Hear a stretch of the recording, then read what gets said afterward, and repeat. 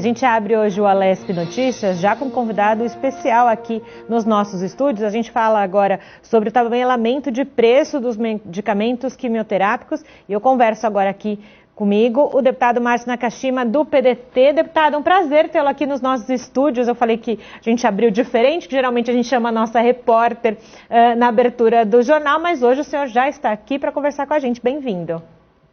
Boa tarde a todos.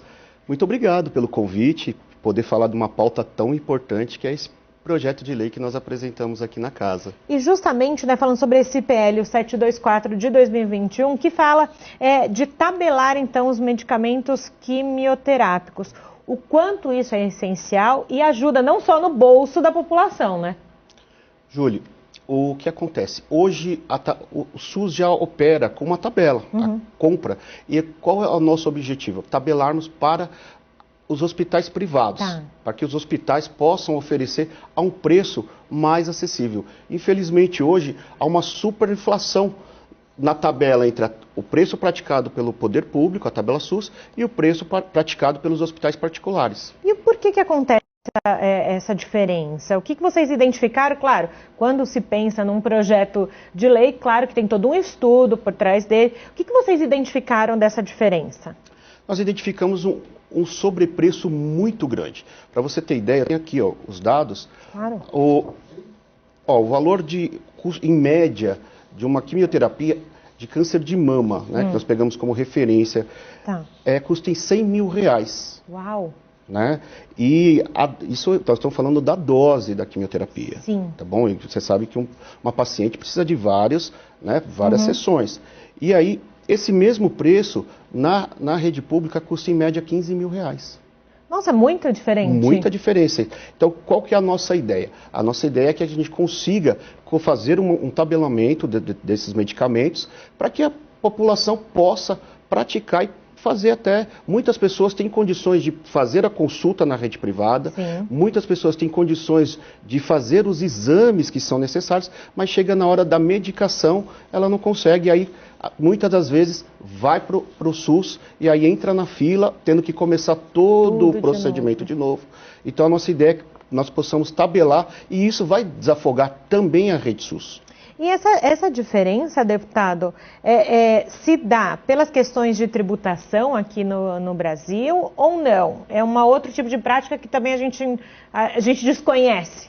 Assim, os medicamentos em gerais, aqueles que são vendidos na drogaria, nas farmácias, eles passam por um tabelamento, que é o CEMD,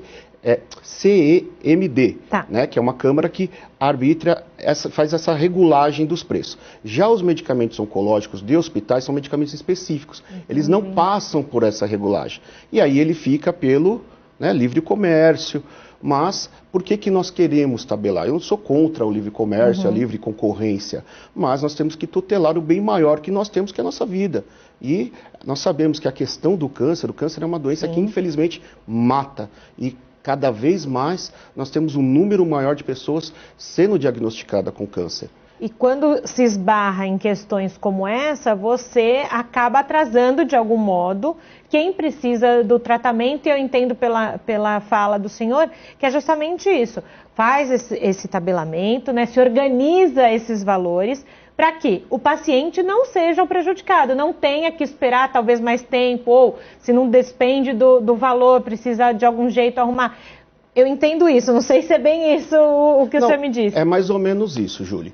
Olha, o nosso mandato vem acompanhando a questão do tratamento do câncer desde o nosso primeiro dia. Nós fizemos várias atividades com a carreta da mamografia, atendemos mais de 5 mil mulheres, indicando, parou a carreta por conta da pandemia. E a pandemia também é um agravante, porque o Estado, o mundo não estava preparado para essa pandemia, com algo muito novo. E aí todos os tratamentos oncológicos, não só os oncológicos, mas todos os tratamentos pararam, e o foco era tratar e enfrentar o Covid. Então hoje nós temos filas e filas de pessoas aguardando um tratamento. E se a gente conseguir baratear, tabelar esses medicamentos, a rede pública, nós temos casos de pessoas que têm convênio, e aí a pessoa inicia o tratamento pelo convênio, chega um momento que fica muito elevado, o convênio simplesmente cancela, para o tratamento.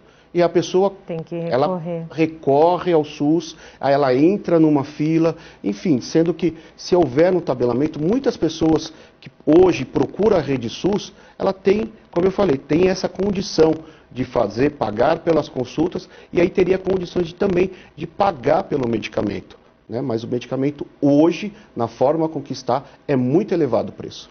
E, nesse momento, qual o trâmite do projeto aqui na casa, né? É importante, a gente sempre conta para quem está em casa o trâmite, né?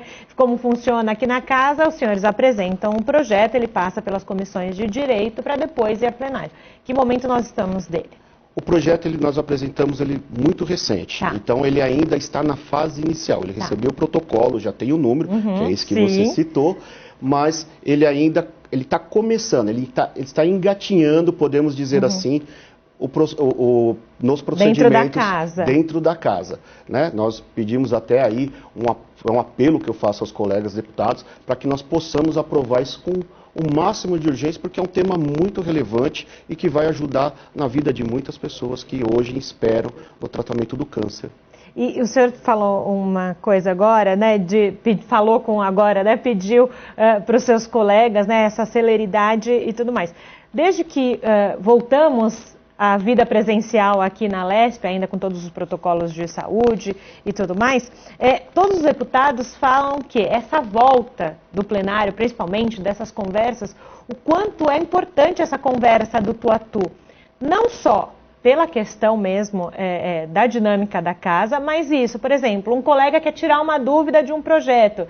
Às vezes é mais fácil ao vivo do que, por exemplo, pela uma plataforma, ou pegar o telefone, ligar, é mais fácil essa conversa. Júlio, eu mesmo estava desesperado para voltar a trabalhar de forma presencial, porque muitos dos nossos projetos, como você falou, existe um estudo, existe um trabalho técnico, às vezes nós identificamos que é necessário mexer na legislação ou criar uma legislação nova, e aí o que acontece? Nós vamos para campo estudar, e muitas das vezes isso daqui é um trabalho muito grande, nós conversamos com professores, com médicos, com cientistas, com pessoas ligadas a laboratórios, com farmacêuticos, então existe todo um trabalho técnico que às vezes eu não consigo, parlamentar, não sou técnico da área de saúde para poder falar, mas a minha assessoria que correu, que esteve nos hospitais, que procurou todo esse embasamento para a gente poder criar e confeccionar esse texto legal, tem ali. E aí,